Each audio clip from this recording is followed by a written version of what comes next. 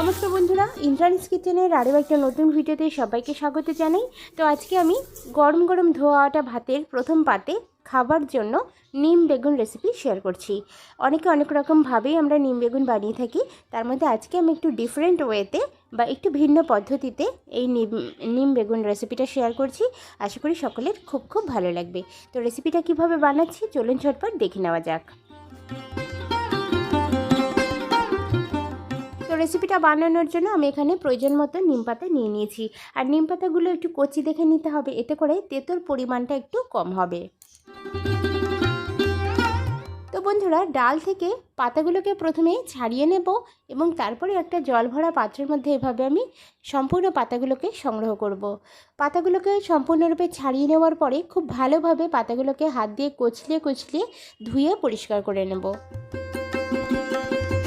পাতাগুলো ধোয়ার পরে আমি এভাবে একটা প্লেটে সংগ্রহ করলাম। এদিকে দেখুন, আমি চোপারে কিছু জিনিস নিয়ে নিয়েছি। এই জিনিসগুলো কিন্তু আমরা রেসিপিতে ব্যবহার করব। তো প্রথমে দেখুন, আমি এখানে একটা পেঁয়াজ, বেশ গোটা কয়েক কাঁচা লঙ্কা, আর তার সাথে নিয়েছি রসুন, আর এখানে একটা বেগুন আমি রেখেছি। তো আজকের রেসিপিটা কিন্তু অবশ্যই বেগুন দিয়ে আমি করব, যেহেতু এটা নিম বেগুন রেসিপি, তার জন্য কিন্তু বেগুনের ব্যবহারটা অবশ্যই করব। এবার পেঁয়াজটাকে আমি প্রথমে এভাবে ঝিরিমিরি করে কুচিয়ে নিচ্ছি। পেঁয়াজগুলো ঝিরিমিরি করে কুচিয়ে নিয়েছি, আর এদিকে কাঁচা লঙ্কা আর রসুনটাকেও কিন্তু আমি ছোটো ছোটো করে কেটে নিয়েছি। তো সমস্ত জিনিসগুলোকে আমি কুচিয়ে নেওয়ার পরে একটা প্লেটে তুলে নিলাম। আর এদিকে দেখুন, বেগুনটা আমি কেটে নেব। বেগুন কাটাটা অবশ্যই আমি দেখিয়ে দিচ্ছি কিভাবে বেগুনটাকে কাটছি।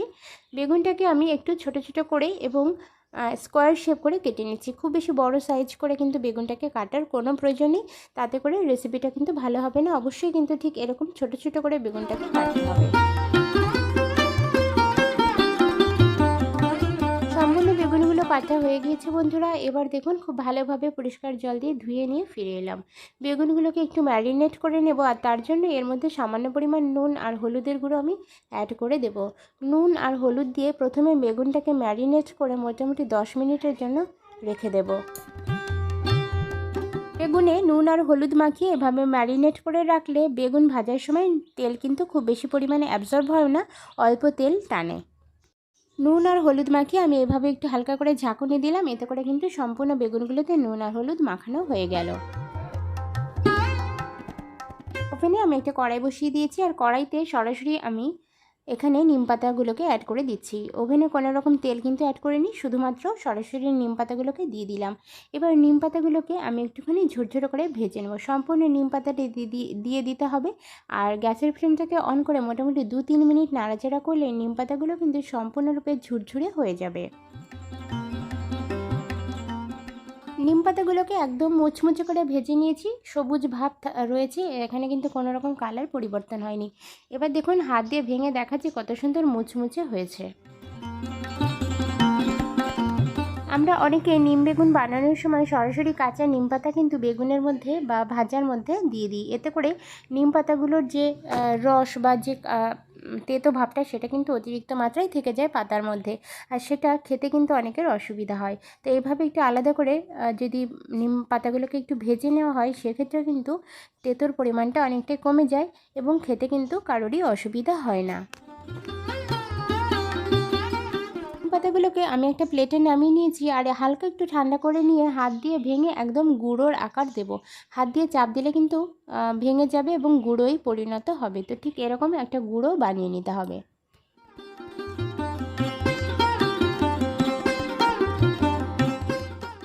এবার কড়াইটা একটু গরম করে নিয়ে তাতে সর্ষের তেল অ্যাড করে দিচ্ছি, আর আজকের নিম বেগুন রেসিপিটা আমি বানাচ্ছি সর্ষের তেলে, তবে আপনারা নিজেদের পছন্দ অনুযায়ী তেল দিয়ে বানিয়ে নিতে পারেন।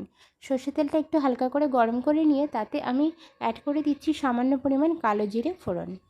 কালো জিরেটা হালকা করে ভেজে নিয়ে তাতে আমি রসুন অ্যাড করে দিচ্ছি। এখানে রসুন কুচি আমি দেখিয়েছিলাম, সেই কুচানো রসুনটাকে দিয়ে দিলাম। সাথে সাথে অ্যাড করে দেব কুচানো কাঁচা লঙ্কা। এখানে লঙ্কার পরিমাণটা আপনারা নিজেদের পছন্দ অনুযায়ী দিয়ে দিতে পারেন, যে যেমন ঝাল খাবেন সেই অনুযায়ী লঙ্কাটা দিয়ে দেবেন। রসুন কাঁচা লঙ্কাটাকে হালকা করে একটু ভেজে নিয়ে 1-2 মিনিট একটু নাড়াচাড়া করে নিয়ে এতে আমি পেঁয়াজ কুচি অ্যাড করে দিচ্ছি। তো এবার আমরা পেঁয়াজটাকে একটু লাল লাল করে ভেজে নেব। মোটামুটি 2-1 মিনিট নাড়াচাড়া করে নিয়ে পেঁয়াজের কালার আসা পর্যন্ত পেঁয়াজটাকে ভাজতে থাকতে হবে। পেঁয়াজটা হালকা করে ভাজা হয়ে গিয়েছে। এই পর্যায়ে এসে এর মধ্যে আমি কেটে রাখা এবং ম্যারিনেট করে রাখা বেগুনগুলোকে অ্যাড করে দিচ্ছি। বেগুনটাকে সম্পূর্ণরূপে দিয়ে দিতে হবে এবং বেগুনটাকে ভাজা ভাজা করে নিতে হবে। মানে বেগুন ভাজার সময় ঠিক যতটা পরিমাণ আমরা ভেজে নিই ততটাই কিন্তু ভাজতে হবে। প্রপারলি বেগুনটাকে ভেজে নেওয়া পর্যন্ত কন্টিনিউ আমরা বেগুনটা নাড়াচাড়া করতে থাকবো।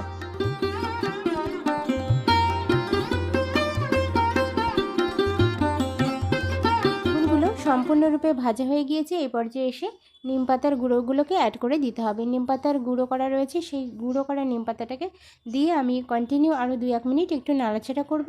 তবে বন্ধুরা এর মধ্যে এমন দুটো জিনিস অ্যাড করতে হবে যাতে করে তেঁতোর ভাগটা যেমন কমবে সেরমভাবে টেস্টটাও কিন্তু অনেক গুণ বেড়ে যাবে। তো সেটা আমি লাস্টে গিয়ে অ্যাড করব।